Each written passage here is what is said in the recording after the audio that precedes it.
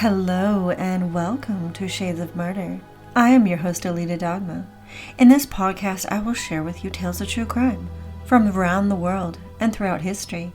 In each episode, I delve deep into each case, discussing its many layers. Please be forewarned that this show contains graphic and at times very disturbing details of the case and may not be intended for all audiences. When children commit murder, it is shocking to most communities that someone so young is capable of such violence. It is easy, understandably, to want to find a source of blame, something to point the finger at, who or what could have triggered the act. We think that there must have been something terrible that has happened to this child whose innocence has been tainted to the extent that they can kill someone. There must have been abuse in the family, physical, sexual, psychological, or something else unimaginably horrible. The child must have experienced or been exposed to, which caused them to be capable of taking another life. Maybe it was too much violence in the media, violent films, or video games that desensitized this once innocent youth and made them aggressive, violent, and dark. Or maybe it is because some children, mere adults who commit murder and share the same psychopathic tendencies they do. Throughout history and across culture, little children have killed other children for no known motive outside of suggested psychosis. From 10-year-old John Venables and Robert Thompson in the United Kingdom, who kidnapped, tortured, and murdered a 2-year-old in Liverpool, England, for fun, to 7-year-old Amarjit Shade of India, who is the world's youngest serial killer. Some children's actions are so vile, so horrifying and appalling that they cannot be explained or understood, except out of their desire to cause pain and suffering, because they enjoy it. This is the case of Germany's schoolgirl killers, Luise and Anna Marie. On the border between North Rhine-Westphalia and Rhineland-Palatinate in Germany lies the beautiful village of Freudenberg, with only one single lane that passes through the Altstadt, the old town center by the Rathaus, which is the town hall built in 1605. The entire town is easily and enjoyably explorable on foot. Known for its picturesque beauty and quaint culture, tourists flock to this lovely little town to enjoy its surreal nature, unique little shops, and delicious traditional local cuisine. Most of the houses within the town center are nearly identical white wood timber. This gives them a distinctly medieval look, adding to the fairy tale appeal of this gorgeous scenic village. It is within this small, dreamy village of Freudenberg, Germany, where our story takes place. 12-year-old Luise Frisch had enjoyed a Friday night sleepover with one of her closest girlfriends, a classmate at Esther Bejarano School. The two girls hung out, enjoyed some Starbucks, and created TikTok videos together.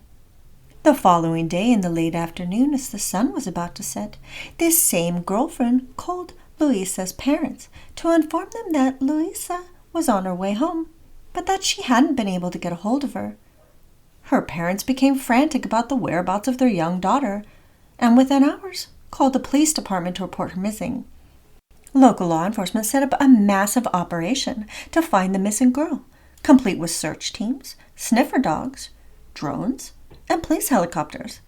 The team searched throughout the night.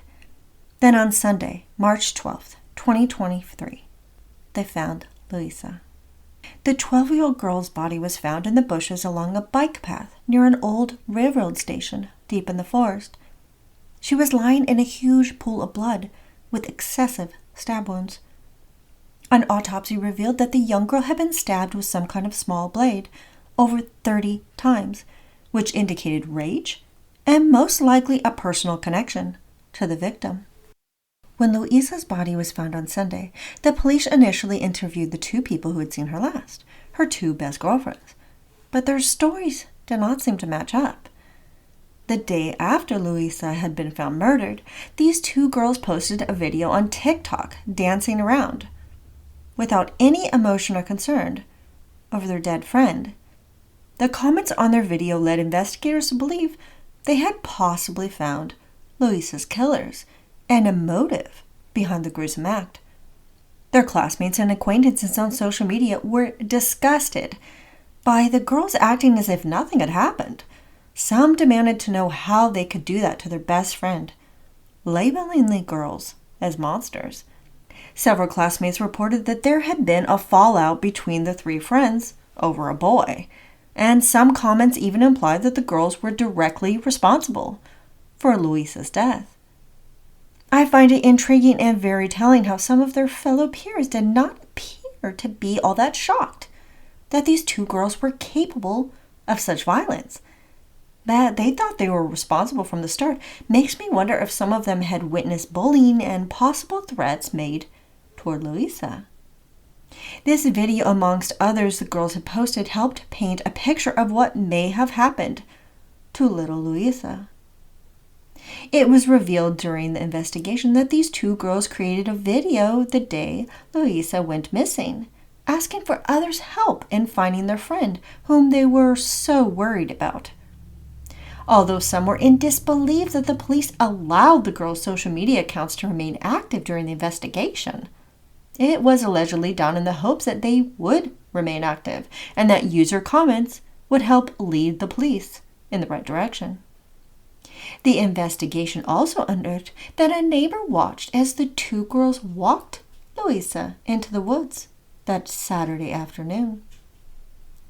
On March 14, 2023, the police brought the two girls back in for further questioning, this time in the presence of their parents and psychologist. Once inside the interview room, homicide detectives presented the girls with the conflicts within their statements and probed more into what had happened that day.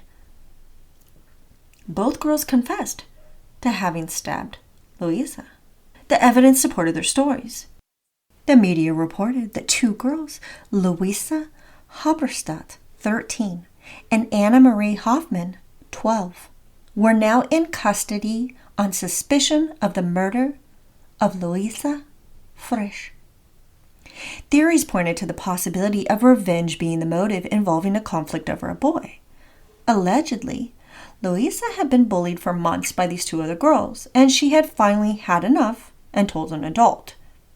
This theory doesn't make much sense, given how Luise willingly accepted an invitation to her friend's sleepover, who was allegedly bullying her. Then again, if the older girl, Luise, was such a skilled manipulator, she could have easily made Luise believe that she was sorry for bullying her and that she wanted them all to be friends again. Maybe it was a combination of motives.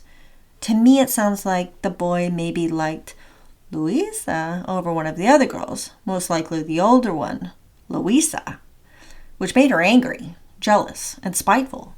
So she turned on her pretty friend and began to bully her incessantly. This is only speculation based on what is known. Only the victim and her assailants know, and unfortunately, if the two young killers gave a reason as to why, the police could not legally share these details due to their age. They merely inferred that high emotions played a part.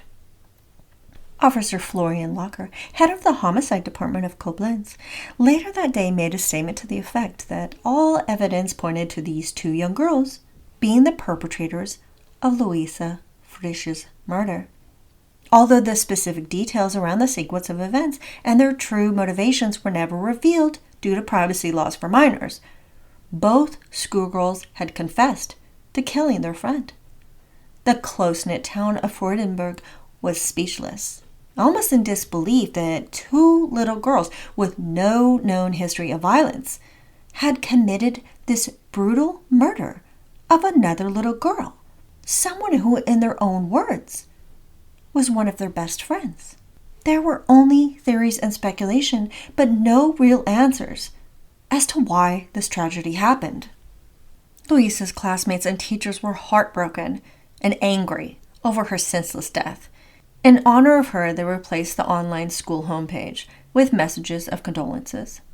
The page said, and I quote, "We lost our pupil, classmate, and friend, Luise, at the weekend.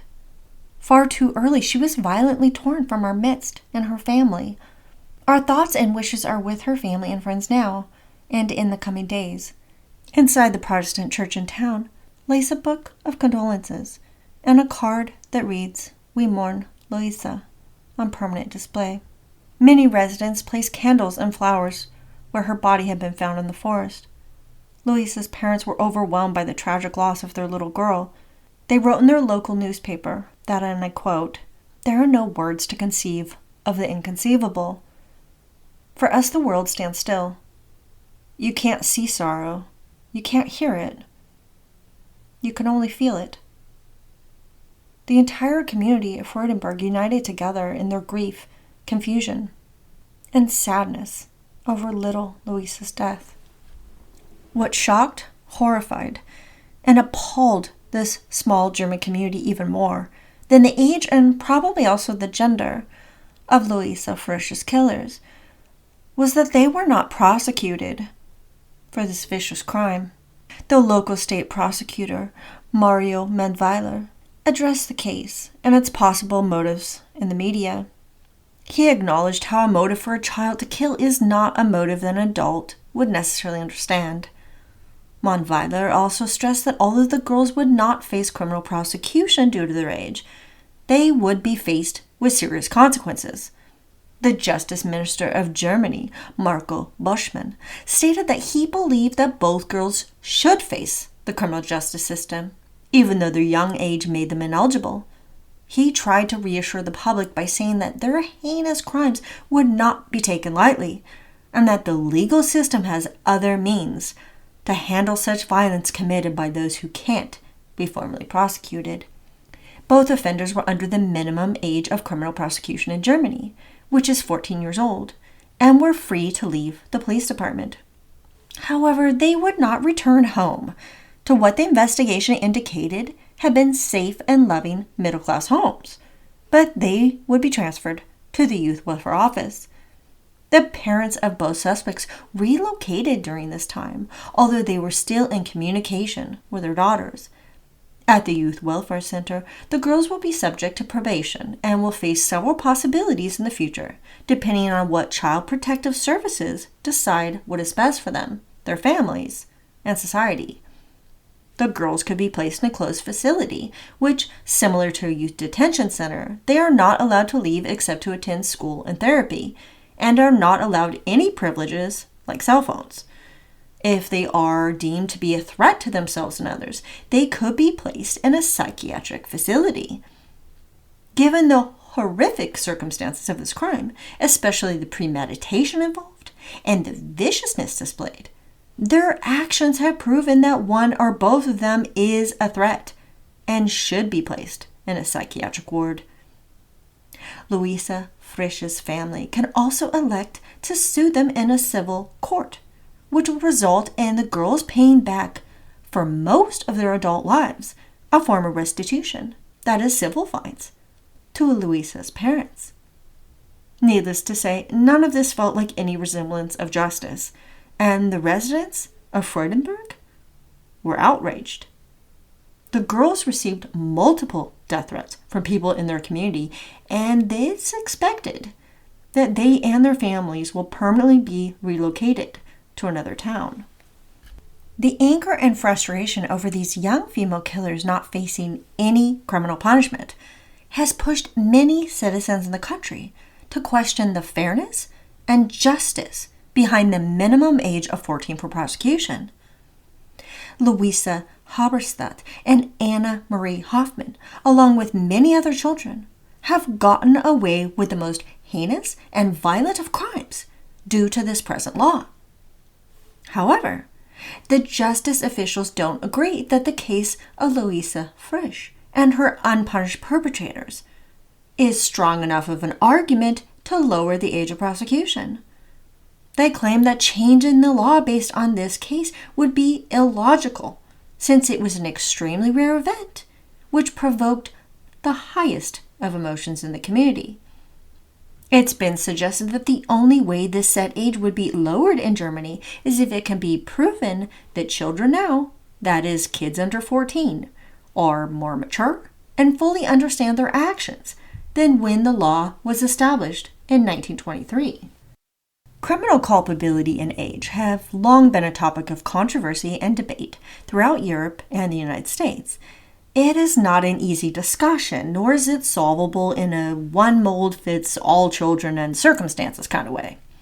Science has proven that cognitive development, which involves the ability to think, reason, and understand, does not fully develop until individuals are in their late teens, and for some, as old as 25 years old.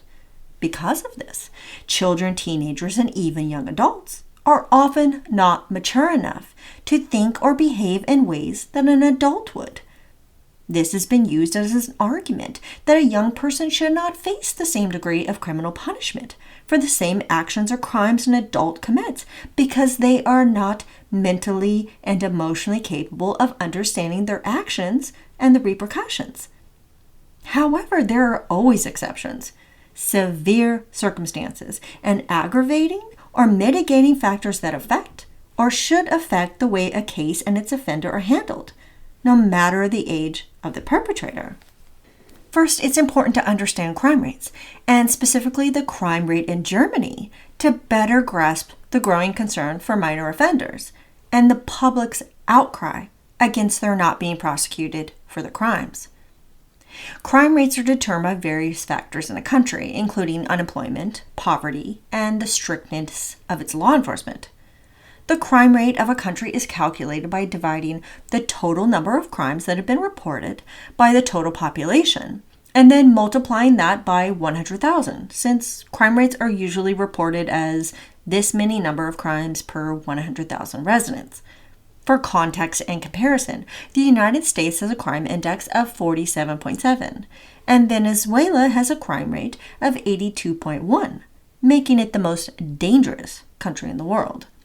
Germany is relatively safe compared to other nations in Europe, with a crime index of 36.4 versus the United Kingdom at 46.5 or France at 52.4. However, the number of crimes committed by youth continues to significantly rise each year. In 2022, there were 5.6 million crimes reported, which rose 11.5% from 2021. Worldwide crime rose during the pandemic, but in Germany, the number of suspects who were children increased at an alarming rate. Kids who committed crimes who were under 14 years old rose to 93,095 cases, which was an increase of 35.5% in only 1 year.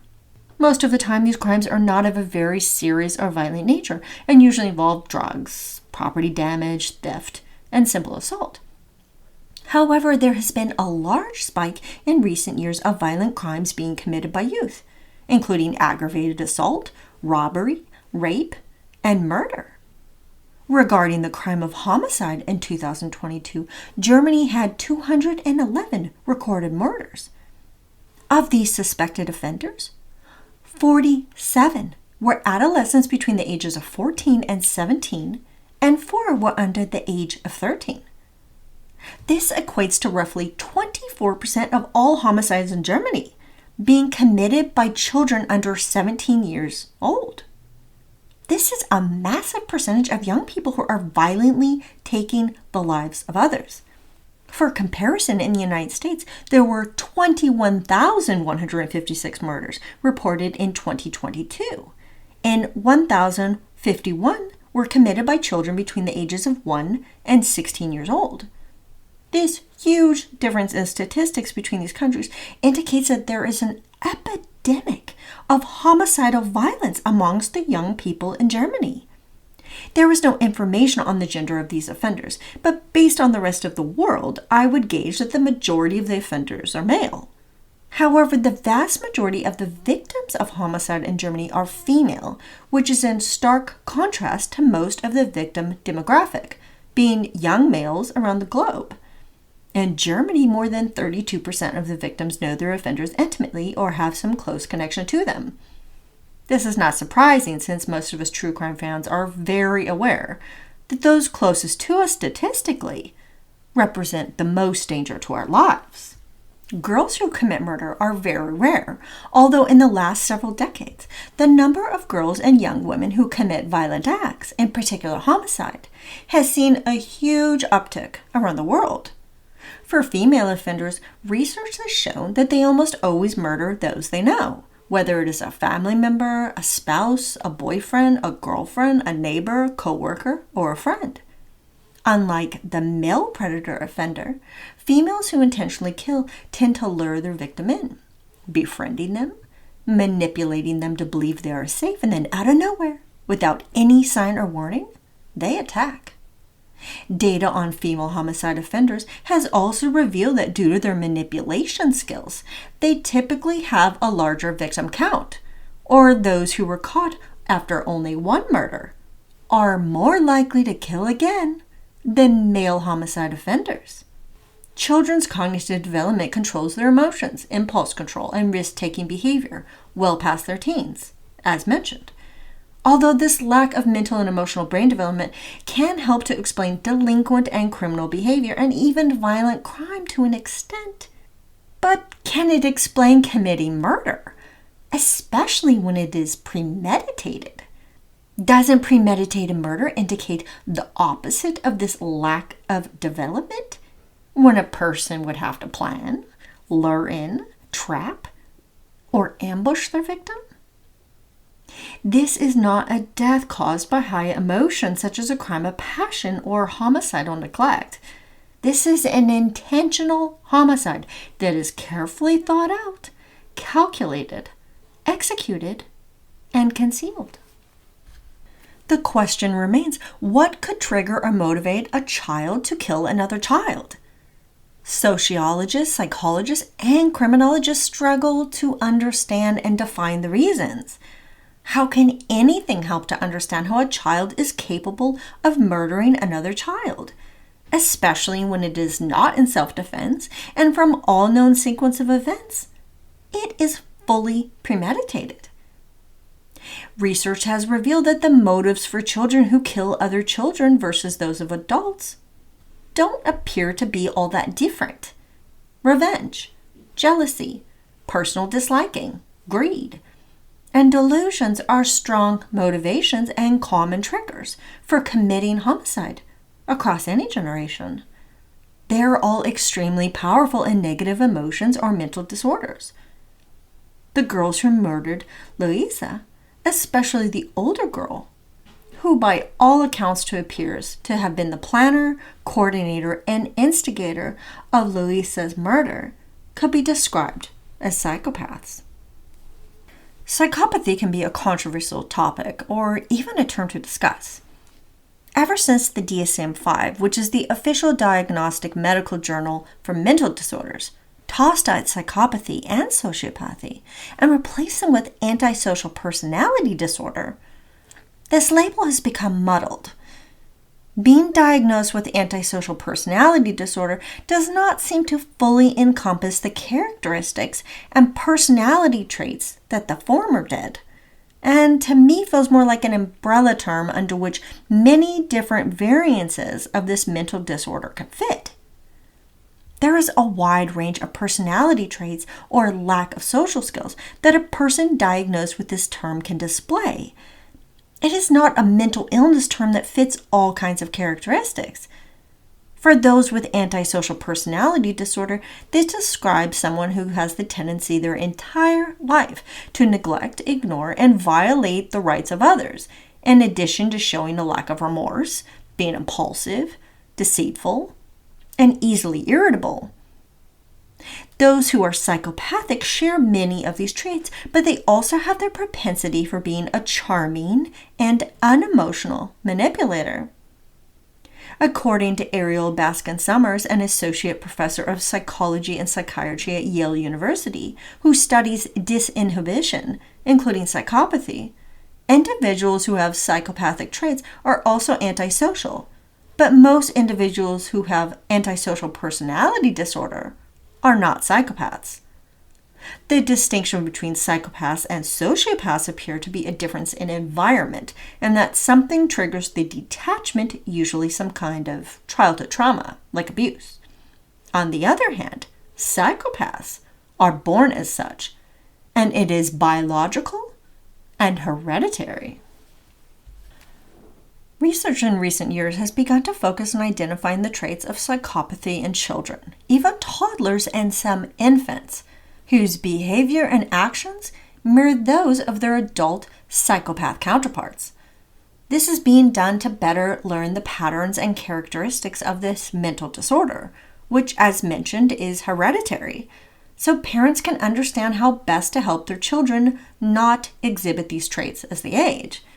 Specifically, the affect dimension and conduct behavior have been the primary areas studied within childhood indicators of psychopathy. The antisocial process screening device self-report identified the following behaviors in children, which are examples and possible indicators of psychopathy. These include shallow emotions, bragging, using others or fooling them, teasing, charming in the most insincere of ways, becoming angry when others correct them, and believing they are more important than others. These children tend to become bored easily, act out without thinking, engage in risky, even dangerous behavior, don't plan ahead, lack emotion, don't keep their promises, and are absent of guilt. These types of kids are not concerned about how others feel. They don't have long-term friends. They are not concerned about doing their schoolwork. They are skilled and frequent liars, and they participate in illegal activities. The personality traits that are typically involved in a psychopathic personality include interpersonal, affective, and behavioral traits that coexist and co-act with one another. Now, children are not diagnosed as psychopaths, but by using these similar personality traits, they can be diagnosed with conduct disorder. This is when a child has a consistent pattern of breaking behavioral norms and dismissing and violating the rights of others. Such conduct may include lying, destroying others' items or public property, theft, aggressive behavior, and acting out in violent ways. For children with poor behavioral conduct, these traits have been connected to a larger set of problematic behaviors and negative outcomes beginning in early childhood. Where most children simply grow out of this phase as they become more mature, there is a subtype disorder referred to as conduct disorder with callous and unemotional traits. For these children, they are very likely to exhibit psychopathic traits as they grow up. Dr. Rachel Bedford, who is the Director of Statistical Analysis of Neurodevelopment and Psychopathology in Infants and Toddlers at the University of Bath in the United Kingdom, revealed in her study that children who have this subtype cause increased emotional burdens upon their families, in addition to displaying antisocial behavior and exhibiting signs of criminality. Not every person who is manipulative, lacks affect, empathy, and what we deem to be normal emotions and reactions towards others, or some combination, fits into the mold of a psychopath. This doesn't necessarily mean that a person with psychopathic traits wants to harm others, has grandiose ideas about themselves, or fantasizes about killing someone. On the other hand, some people fake emotion, go under the radar, so to speak, by playing the part, are very outgoing and confident, very sociable and personable, but underneath, their inner psychopath is just waiting for the right moment or victim to surface. In the case of Luise Frisch, it was believed that the older girl, Luise, who had invited her victim to spend the night at her house before she killed her, was the mastermind behind her death. She made Luise suffer immensely. The girls attempted to suffocate her with a plastic grocery bag, and then Luise forced Anne-Marie to stab her with the blade. It was later uncovered that a nail file was the weapon used to inflict the 32 stab wounds on Luise's body, although from all that I read, the weapon itself was never found. Luise threatened Anne-Marie to hit Luise with a stone or she would be lying next to her. The two girls then tossed her body down a steep ravine. The police believed that there was a strong possibility, although not confirmed, that Luise was alive when they threw her down the ravine, and she died there in the sub-zero temperatures overnight. Luise used some form of manipulation, fear, intimidation, or a combination to force the younger girl, Anne-Marie, to stab her friend, Luise, to death. Granted, the younger girl still participated in the murder, for which she should have to face severe consequences for her part. Still, from what I do know, she was the weaker-minded of the two, the pawn, the sheep, the tool. The older girl Luise used to help perpetuate this crime. She was likely terrified of her older friend, who also threatened her life if she did not help finish Luise off. So to me, that shows that Anne-Marie may have expressed some guilt and remorse for her role and could potentially be redeemable.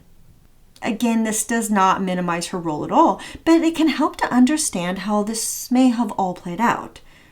It does not explain, though, why she would film a TikTok video the next day with her so-called friend who had pushed her into killing another. I return to the concept of the weak mind, the easily fooled and manipulated participant, who desperately wanted the older girl's approval and acceptance for some unknown reason, and was literally willing to commit murder to receive it. The older girl Luise's behavior indicates that she is a twisted, manipulative, calloused, and sick child. She showed no guilt, expressed no remorse, conveyed no sadness, no concern at all that she had brutally murdered her once best friend. She purposely set up a fun last night with her victim, making videos together she would later mockingly share with the world. The next morning, the 12-year-old girl shows up at her house and they lure Luise into the woods and savagely murder their friend. The two girls then make a TikTok video pleading for anyone's help in finding their missing friend. A few hours before Luise Frisch's body was found, this little psychopath posted a video she had made of herself and Luise, which showed her victim laughing and being silly with the girl, who would maliciously cause her death the next day. If that is not behavior of a psychopath, I don't know what is. So how do we as a society handle adolescents and children who meet the definition of a psychopath and act out in violent ways? If they commit premeditated murder and show zero remorse or guilt, what is the best way to punish them? They are even worse than that, and like the 13-year-old girl who killed Luise, and then baited and tainted the parents by pretending she was concerned about their daughter she had just killed. What does it say about the depths of emotional void and darkness a person holds when they flaunt what they did by posting videos of the girl they killed, and then the next day post on social media with their co-murderer dancing around in joy? How do we handle that kind of sickness, that level of psychotic behavior in a child? No matter how young they may be, we can't let them scot-free of punishment. Or how do we face the future consequences of their actions, which no doubt will become worse as they age? The answer can't be to lock them up and ignore the problem altogether either, as our criminal justice system in the United States currently does with most violent offenders. Data proves that these methods only lead to recidivism, that is, reoffending, and escalates an offender's scale of crime. The United States is very rare in that prosecutors are allowed under certain circumstances, say armed robbery or first-degree murder, to have children face adult criminal court. Not only can this process include being charged as an adult and therefore facing a jury or a bench trial with a judge, the children can be sent to adult prison, where they live in the same environment as the most hardened and violent adult criminals. To clarify, they have a separate wing for those under 18, so 10-year-olds are not sharing a room with an adult prisoner, but they still reside within the same prison. Research does not suggest that there is anything beneficial to this process, and studies done have revealed detrimental harm to the youth treated as such.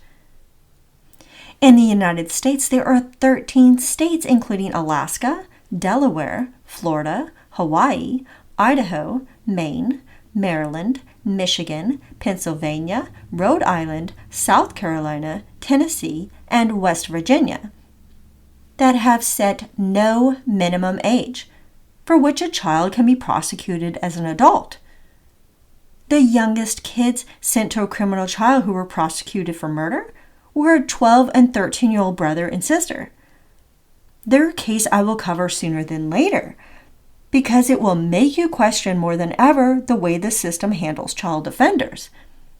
No study or research has ever indicated that there is anything of value or benefit to the young offender or to society by treating them in this manner. This is absurd and insane that our criminal justice system and our society continue to find a way to justify the existence of a judiciary waiver.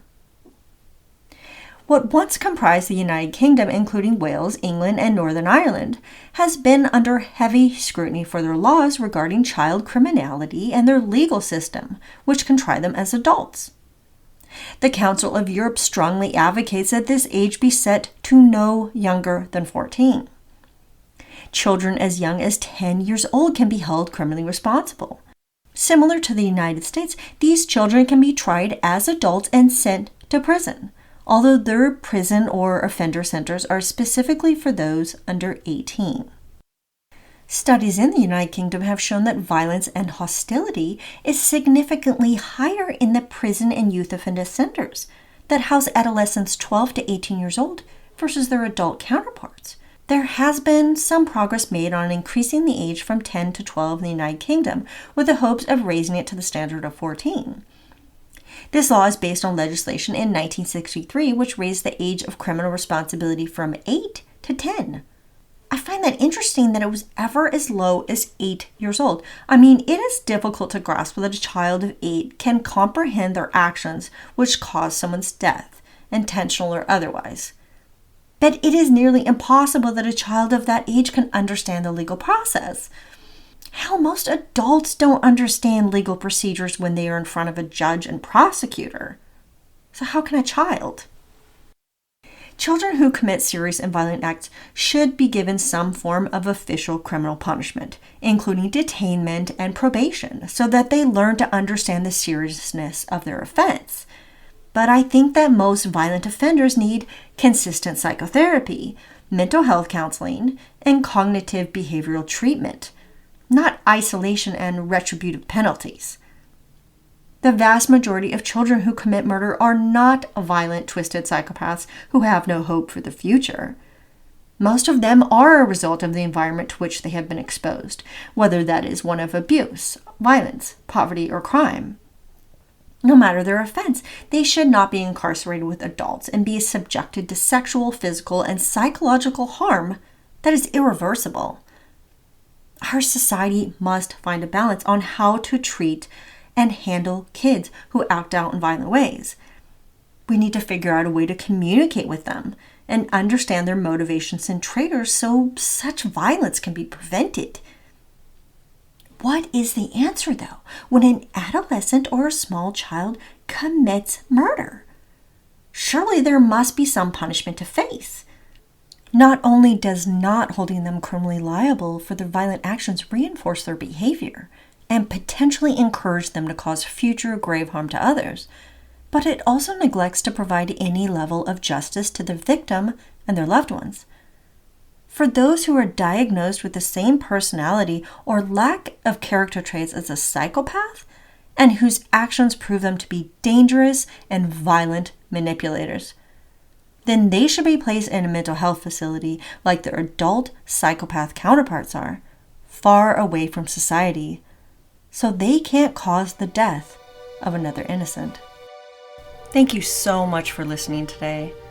to this tragic, heartbreaking case of this little girl's murder. Freudenberg, Germany's Luise Frisch. Hopefully there will be some justice that these two little girls face in the future. If you enjoy the show and would like to support it, please remember to follow and subscribe, consider a 5-star rating, and let others know so I can present more stories to you and we can all embrace the allure of the darkness together. Reach out to me if you have any questions, comments, and suggestions for episodes in the future. Until next time, be safe. Watch out for shades of murder happening in the streets, next door, and especially inside your own home. Shades of Murder was created, researched, written, and edited by Alita Dogma. Music courtesy of Pexabay by Ashok Danielian.